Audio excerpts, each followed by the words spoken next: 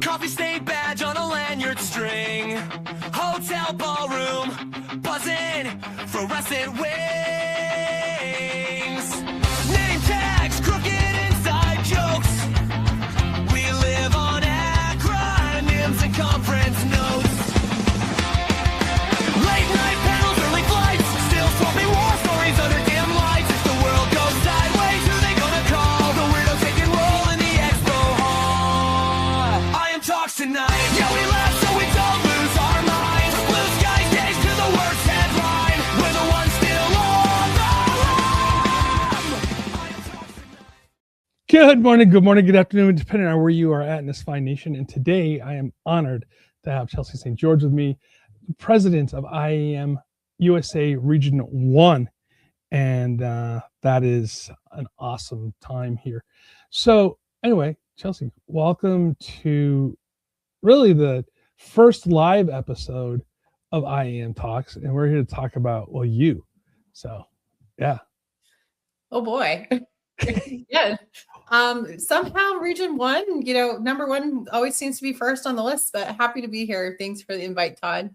Absolutely. And we don't necessarily talk about you, Chelsea. We can talk about Region 1, but we're talking about Region 1. But I do want to ask I guess the personal question, if you will. Like, how did you get into, well, first of all, with the emergency management stuff, we can get into that later, but how did you get into and why did you decide to get into IAM leadership? Because that's a journey and a half for most people. Well, see, this is a fun question, Todd, because I think everybody has a similar story in that we just kind of fell into it, or we're signed up not really understanding what we were signing up for and just stuck around. I started with IAEM just as a normal member, fresh out of college, not really knowing what I wanted to do when I grew up. Somehow decided emergency management might be that thing. And I was very fortunate early on. I had a really great mentor who kind of pushed me and said, hey, you need to join this organization. This association is fantastic if you want to build your network, if you want to learn new things, spread your wings. It's all about the community, which is a lot smaller, but also a lot bigger than I ever thought. Yeah. Right. And so, after getting my toes wet, participating, helping with some of the regional activities and conferences, I started as a state rep for New Hampshire. And then somehow now, one reason or another, I think folks remember Taylor Frizzell and Dave Muse from Region 1. They were like, oh, don't worry, you're going to be sliding up into this leadership. And I said, excuse me? What are we doing? And so I kind of stumbled in. They somehow convinced me to run for vice president a couple of years ago and did my time as vice president with the region and moved up to president. So here I am, Todd. I'm still trying to figure it out, but we're doing the things and we're doing them pretty well. Yeah, I think that's part of, everything, right? We're all volunteers on the board. We're all trying to figure it out. We're there by the grace of our organizations that allow us to do it type stuff. I think that's kind of great to kind of give credit to the organizations to allow us to take time out of our day sometimes. And what I find really interesting in this is I tell people all the time, I say, all right, being on the board, it's easy, but it's hard. And what I mean by easy is like, you just, click a button and you show up to a meeting. There's not a lot of travel and that's associated with it. The hard part is like some of the conversations that you have and the decisions that have to be made. So it's challenging in one aspect of it, but I really do enjoy that part of it. What have you found since you're like one of the newer board members? You've been on less than a year now. Was it like drinking water from a fire hose or? Oh, yeah. Talk about that experience a little bit. Again, I was really lucky. I had spent some time on our regional board. So I was able to figure out a little bit about the inner workings of the association. And of course, our immediate past presidents have done a tremendous job of laying the groundwork and expectations for what's going to be expected first month, second month in this role. And a lot of that transition occurs not just when that lovely stage swearing in occurs, it happens months before. So we know we're on deck. As soon as you're elected a vice president, at some point you're going to be slot into this role. But again, there's always something new. There's always something that you didn't quite understand before. but I think we're all just here for the same reasons. We're all servant leaders. We want to do right by our members, by our community. And so you take it on. But again, we had this conversation before where you get halfway in through your term and you just figure it out. And then you're already doing your succession planning and looking at how you're going to transition into a different role. So fortunately for our regional presidents, those are 2-year terms. So I actually get to get my feet wet and then do some performance and set some strategic planning in place for the region and set whoever's coming up next for success. Now, speaking of that, you know, trying to get people into leadership roles. What I mean by this is talking to them, saying, hey, this is something that I think you'd be good at. Well, how do you look at recruiting, for lack of a better term, or encouraging, I suppose would be probably the best word to use, people to get involved in IAEM, in leadership positions, whether it's caucus level, committee, task force, maybe, you know, at the state level, at the region level, like what's that conversation like for you? And do you find it hard to get people to get excited about becoming in leadership? Well, I'll answer the second part of that question first. And no, it's not hard. It's really not hard to get people excited, especially when you get more than just a couple of minutes to sit down with somebody and talk to them about the association and all those different types of opportunities. Something that I think is true through all of our regions and throughout the association, but really has rung true in Region 1 for at least a decade, is looking at that pipeline and encouraging some of our emerging professionals, some of our students to really take on that leadership at a very early stage, and understanding that when they are jumping in, they have their swimmies on, they have, you know, their full scuba equipment if they need it. But we have this whole cadre of this network behind them to support them and to lend a hand if needed. So for us, we say jump in, but you're going to have the resources and the support. We're not going to let you fail, and you're not going into this blind. So the other thing that we try to really emphasize is you get what you get out of this association, this organization, what you put into it. So you can be, again, that leader that just shows up to our monthly board meetings at the first Friday of the month and sends your welcome email to your new constituents within your state, if that's what we're doing, and be done, but that's not really effective. And so we encourage folks, everybody has a different set of skills and a different comfort level for different types of activities. And so we try to find a place for them. There's always something to do, always something that's coming up next, but then also encouraging thought leadership, allowing people to feel empowered if they're passionate about something in particular to go forward, run with it, and let us know how we can best support them. We've gotten a lot of really great initiatives and ideas just based on that. And I think that's one of the things that makes our programming a little bit more unique, but also really engaging here in the region. Yeah, absolutely. I think that's the exciting part about it too, is like when you sit down, and when I say you, talk about the collective you, the we, the us, right? When we sit down with members and say, hey, this is what this organization is truly about, right? And it truly is like what you put into it is what you get out of it. And I have worked with some of the greatest people, nicest people, dedicated people when it comes to leadership here at IAEM, and you're one of those people. It's awesome to have you on the board. So tell us a little bit about what's going on in Region 1. Like what exciting stuff is happening, and how are people getting engaged over there? Because I know you guys have a lot of stuff happening. We have a lot of stuff coming up just within the next month or so. So that's really exciting.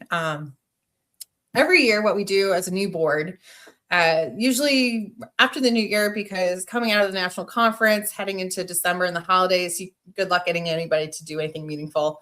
So usually January or very early February, we come together as a board within the region and do some strategic planning and put together our program plan. We have a little bit of time to crunch and get some of these projects underway, and we're finally now able to start to debut them. Something coming up is really interesting. It's a webinar that we're opening up to all IAEM members. It's on the calendar as well, but we're going to have NASA come and present as a webinar, which if you didn't think that they could get any cooler, they do. And their regional disaster coordination system. They use their applied sciences and earth monitoring to help provide situational awareness and decision-making support to emergency managers. And so we're going to have them on next week at the end of April. Cool. Yeah. So sign up. I'll send you the link. But they're an awesome group of folks that we met at the national conference last year. And so we're excited to bring them and showcase those resources for our local emergency managers, and also our private sector emergency managers. Then shortly after that, we have 2 events on the same day. The stars kind of aligned, and it's going to work out well. We are doing a critical infrastructure roundtable. This is something that our immediate past president, Dave Muse, had started through his Ready the Region initiative to look at how we can best stay ready amongst everything that was happening over the last 18 months or so. And so this is one of those projects that we're continuing on because it's worked. And so we are focusing on water and wastewater resilience and how we are able to partner not only with our traditional partners, but some of those non-traditional partners in our community to safeguard those systems. So we have guest speakers coming in from the Water ISAC, Department of Health. We have a lot of folks coming in. That's coming up at May 11th. And so if you're in New England, stop on in. It's going to be a fun time. Yeah, May 11th. It's the kickoff. No, it's June 11th. I was gonna say it's the kickoff of, but no, we've got so much stuff. I'm half joking. I feel like we've been doing FIFA for like the last forever. 16 years, and it's been my career. It's the longest. It's been the longest year and a half of my life. So speaking of that, with FIFA, Boston's gonna have some games. Are you doing anything for that? Guess what? I don't have to, but a lot of our members are. And so we have a number of, smaller communities using those caucuses to really get some of these tangibles as well and provide some support. So we are creating space for folks to connect, again, using those networks, using those, networking opportunities, happy hour socials, to have folks come together and actually talk about what they're doing. So we have a number of folks for many different reasons within that area who are actively engaged in planning. Planning has started similar to over a year ago, but we're getting those conversations. We actually started having some of those conversations within our region at our last annual conference, talking about things like human trafficking at major sporting events. Right. There's so many different things and so many different elements that we need to pay attention to within this field and within the profession, that this is just one of those events where we are going to illuminate any of those vulnerabilities very, very quickly. And we need to rally around that and prepare for it. So there's a lot of planning right now happening. Also Boston sports are always fun in themselves. But Foxborough or Gillette has done this many times, right? They are professionals at getting crowds in and out and being able to swell for those games. So there's an entire community that's built around major events, but really it is an all-of-region response and collaboration to get folks ready. What are some of the biggest challenges that you have in Region 1 outside of having a bunch of Boston Red Sox fans over there? Just kind of. Okay, Todd, it's fine. We did give you one of our best players to the Yankees. It's okay. We can be friends. We're all playing the same game. Something that always is at the top of our minds when we talk about Region 1 is just our structure for emergency management in the profession. We don't have really strong county governments. It's a lot of home rule state. And so everybody has to own their own jurisdiction. And so that makes it a little bit more complicated. So we don't have as much of a strong public-facing emergency management community. A lot of them are fantastic fire chiefs or police chiefs or Department of Public Works directors, town planners, city managers. This is their other duty as assigned and not necessarily their full-time role. So, we always joke about Vermont having probably 3 people in its population, but those 3 people will do emergency management and they'll do it really well. Right. Again, you have to bring that community together.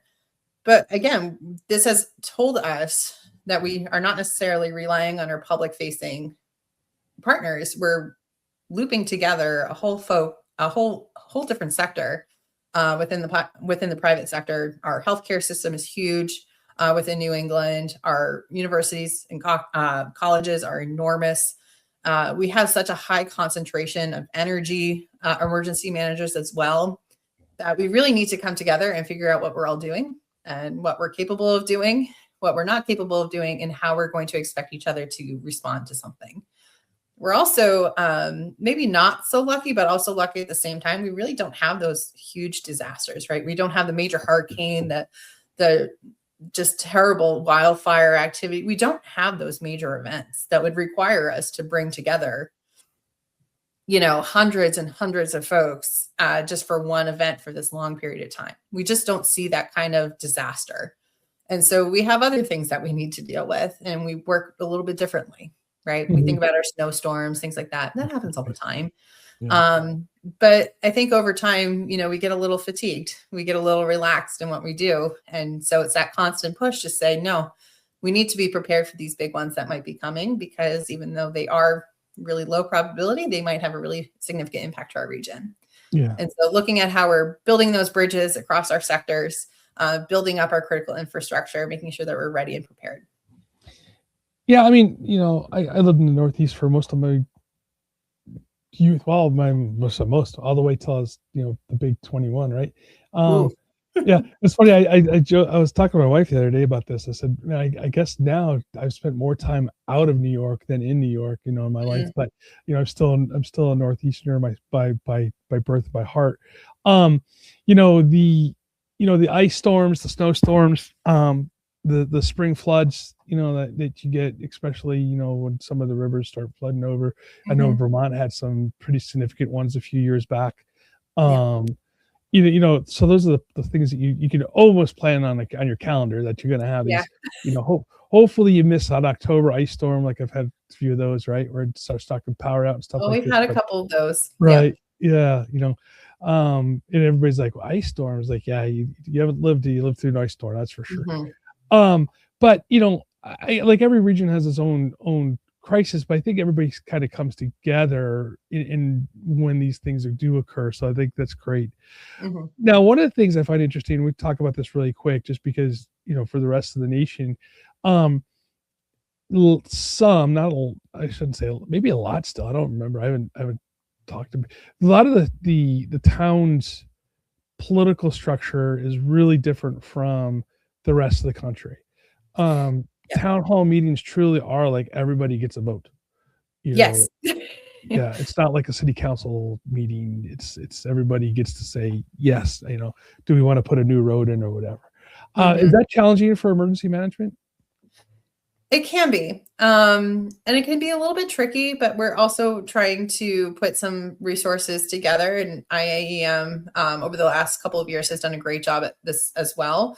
But putting together resources for some of those public facing emergency managers to feel confident to advocate for what they do. I think that's something that inherently has been missing.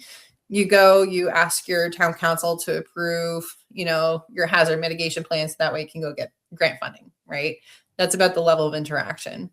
And, really beyond that, it's hard to ask for things when you have competing budgets. Budgets are sliced and diced in many different ways, and none of them really seem to grow.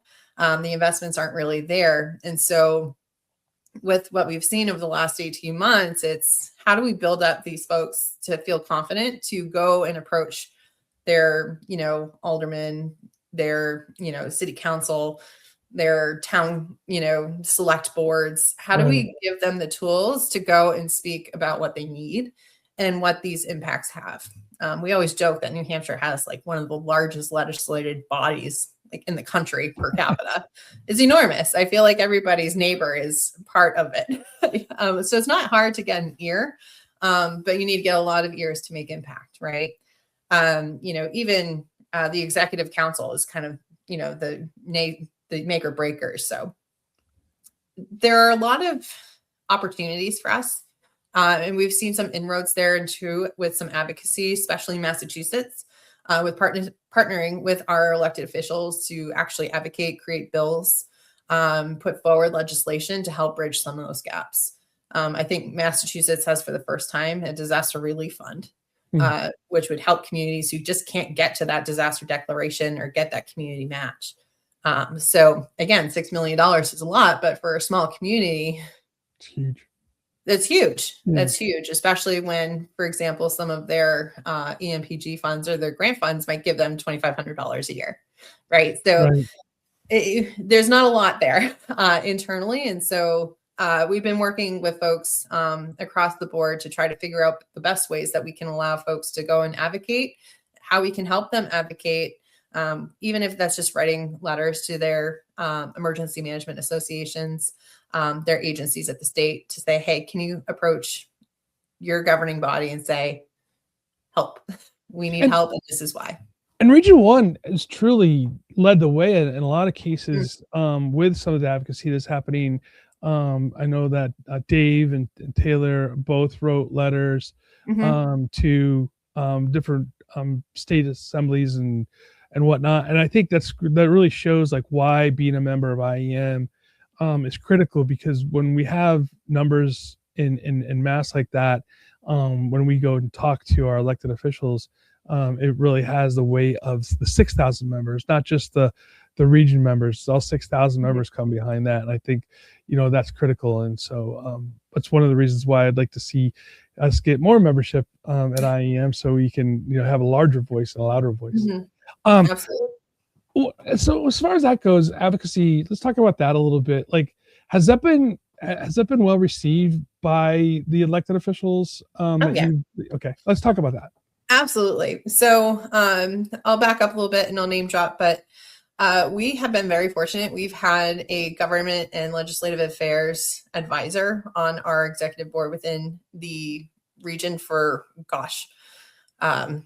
probably at least 5, 6, 7 years. And his name is Christian Cunny, and he's a powerhouse. He is usually the force behind a lot of these initiatives. So I'm going to definitely give credit where credit is due. But policy shapes how we work. And he has done a tremendous job at building relationships and helping us build relationships and connections with our elected officials when it might have been a little bit tricky in the past. Even between state emergency management agencies, we've had some inroads with those as well, saying, hey, we're not here to compete with you. We want to be assistants. We want to help your voice when you can't be your voice. If you can't speak up about this issue, let us. And so we've provided many templates, letters, but really it's a lot of, Hill days, for example.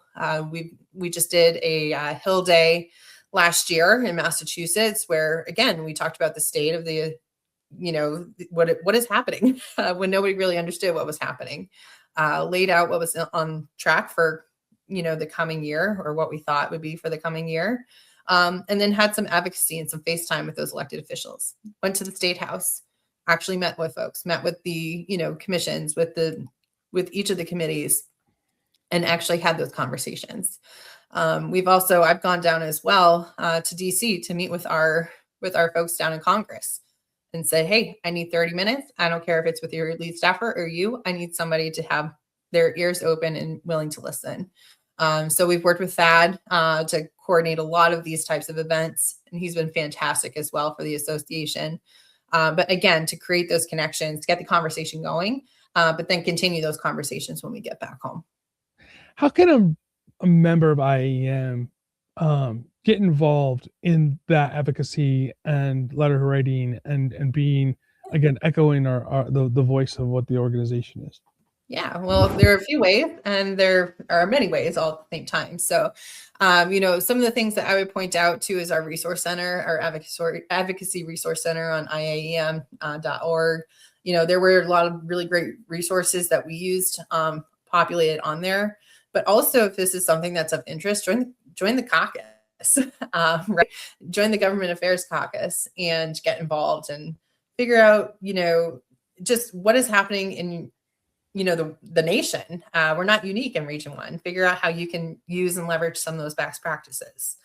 But again, we encourage folks to just start writing letters. Just write a letter to your representatives. If there's something even at the local level that is, causing issue or maybe concern, reach out. It's not going to hurt to have a conversation, understand where folks are coming from, but then also advocate for what you need. Absolutely. So we have a lot of letter templates that we can also share as well. Even signing up for just making sure you're reading through some of those association newsletters, the association bulletins, just making sure that you're keeping up with all the position statements and letters that we've been writing, as a board, even just of late. So there are always positions, talking points. A lot of it is just, what do you need and how can we help you? And if there's something that just doesn't exist, we're happy to help collaborate and create that. Absolutely. And Ashley Morris, thanks for this. She said, Christian has done some great work. When I think of local state advocacy and visibility, I think Christian. Absolutely. Yeah. Absolutely. I do too. And he's awesome. Actually, I blanket appoint him every year, whether or not he wants to stay on or not. So we're not letting him go. He's a true gem for our region. Absolutely. This is exciting stuff, and I know that people sometimes don't know what we do, when the IAEM, they join, and it's kind of like this, blank box that they, okay, I'm just doing this. They don't really get involved. And this is one of the reasons why we're doing this podcast series, this podcast, that's a series, but we're going to be doing this for a long time now, is to really get behind the scenes of what we do at IAEM, what our regional presidents are doing, what the regions are doing, and the membership in general. And so I do really appreciate you coming on board here with us for, Region 1. You guys hear the Start with 1, work your way down. Got to be the test. Yeah. By the time you get to like Region 10, Kevin's going to be, everybody will be like, oh, whatever. Right. No, for 10, I should start with 10 next time, but, scramble them up. Yeah. Just put it up a little bit. We got Region 2 coming up next, obviously with Mike Prasad, that's going to be a fun conversation. I think it's funny, like the first few regions that we're doing all have, 2, 3. Yeah, I think they all have World Cup matches, No, I believe. Who doesn't have World Cup? Yeah, no kidding. Who doesn't have World Cup happening? It's going to take over this nation. 16 stadiums, right? So we got I can tell you. So I probably missed some stuff. If I miss your stadium, please forgive me. So we'll start on the West Coast. So we got Seattle, and then Canada has Vancouver. Right, so it's Vancouver, which is really like next to each other. It's kind of weird. We'll adopt it. It's okay. Right. So you got Vancouver, you got Seattle, you have San Francisco, you got Inglewood, aka Los Angeles, right? So you got that, and then you're moving west or east. Denver, I think. I'm gonna have to look. Don't quote me on Denver, but for sure, Houston and Dallas, Kansas City, right? And then Miami, Philadelphia, New York, New Jersey, Boston. I think I'm missing one. Well, that was 12. 12. But I'm thinking there's 2 in Canada, Toronto. There you go. And you get 2 in Mexico. So what am I missing? So I'm in there. Anyway, if I missed your stadium, or if I lied about, one, I think it was Denver I was guessing on. I don't think it's Denver. Sorry, Denver. But yeah, so they're around, right? They're all over the place. I have to look at. I don't have my list in front of me. Again, good luck finding a region without FIFA activities. Yeah, Miami. You guys, Hard Rock Cafe. If you guys want to go down there and watch a soccer game, I guess, or come out to LA, I'd love to have you. But we're already going out to LA in November. Yeah. But there's not going to be, I'm not a big, see, okay, I got to admit, right? So I don't know much about that sport. I know the rules, like the general rules. Don't touch the ball, kick it into the net. Evidently, if you get near another player, they fall on the ground. It's very dramatic. Very dramatic. I'm a rugby player, so we like to whack into other players. Oh, wait, Nicole Blankenship. She is a huge soccer fan, and I appreciate the sport. I do appreciate the athleticism, because those dudes and ladies who play soccer are running back and forth all day long. True athletes. Yeah. So I'm not making fun of the athleticism. Just some of this stuff is very dramatic. I will say some games, though, even the fans in the stadium in those seats, they get a workout too. Let me tell you, they are very passionate, and It's going to be a whole different adventure, I think, for us, and it's exciting, but also a lot of work to do. Yeah, so I did get to be in the stadium. I was in the stadium for the Confa Cup championship between Mexico and Dominica. And that was one of the most, I mean, like the game itself was the game, right? And it was interesting. It was really different. I like any other sport. You go to the sport at the stadium is different, but the fans were intense. And I've been to some crazy. I'm a hockey fan. I've been in at Madison Square Garden in the Blue Zone when guys are getting in fights over a hockey match. I get that, right? But this like amplified that by 10 times than hockey fans. It's a completely different experience. Well, thank goodness Nicole is piping in and keeping us online. I love this. So Nicole's giving us some serious information. So anyway, I just want to talk about the World Cup a little bit because every one of our regions is impacted by it. And I think if anybody wants to learn more about the sport of soccer or football, depending on where you're from, Nicole is your lady to get a hold of. And 10 miles. Think about this: 10 miles. So you're running like half a marathon during a game. Yeah. That's a lot, except for the goalie. That's a job right there. So I don't know. They're quick. They're quick. They're agile, and I don't know, but I've seen the size of those nets, and they're not small. No, but I'm saying you're not running 10 miles back and forth though. No, they're still working hard. They are. All right, we're not here to talk about soccer. We're here to talk about Chelsea St. George. I am president of IAEM USA Region 1, and excited to have you here. We are at the end of our time for today. Everybody, please, every other week we'll be having this show.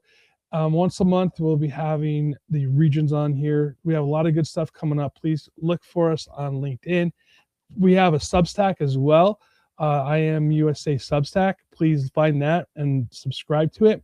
And if you want to get a hold of Chelsea for IAEM, there's her email. Yes, thank you. Down, and she loves emails, so you can. I do. Fill her.